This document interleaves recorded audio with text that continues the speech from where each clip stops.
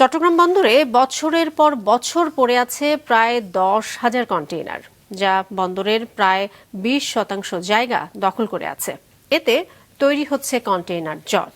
বন্দর কর্তৃপক্ষ বলছে, নিয়ম অনুযায়ী নিলাম না করায় এ পরিস্থিতি তৈরি হয়েছে। তবে কাস্টমসের দাবি ব্যবস্থা নেওয়া হচ্ছে। নাজমুল সাদিকের রিপোর্ট। দেশের আমদানি রপ্তানির সিংহভাগ হয় এই চট্টগ্রাম বন্দর দিয়ে। জায়গা সংকটে কন্টেইনার জট কিংবা কন্টেইনারের বাড়তি চাপ সামাল দিতে হিমশিম খেতে হয় এই বন্দরকে। অথচ বন্দরের বিভিন্ন টার্মিনাল ও ইয়ার্ডে বছরের পর বছর পড়ে আছে 9,278টি নিলামযোগ্য কন্টেইনার, যা বন্দরের 15 থেকে 20% জায়গা দখল করে আছে। বন্দর কর্তৃপক্ষ বলছে, নিয়ম অনুযায়ী কাস্টমস নিলাম না করায় গত 3 দশকে বন্দরের আর্থিক ক্ষতির পরিমাণ 8 থেকে 10,000 কোটি টাকা।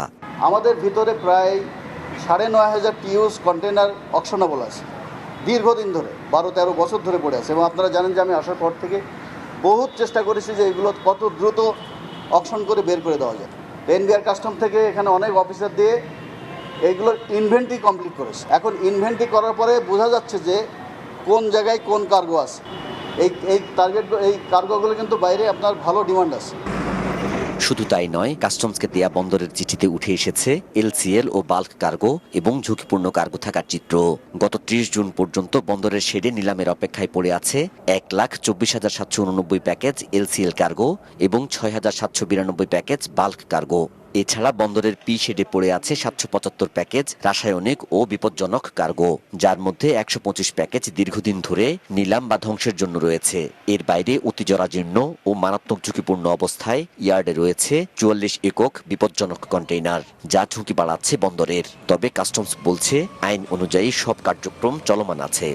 যখনই কোনো ক্লাসিফিকেশন, ভ্যালু বা অন্য কোনো ইস্যু নিয়ে যখনই কোনো প্রবলেমই হয়, তখন স্বাভাবিকভাবে শুল্ক আইনে প্রবলেম হয়, তখন এটা ড্যামারেজ হতে থাকে।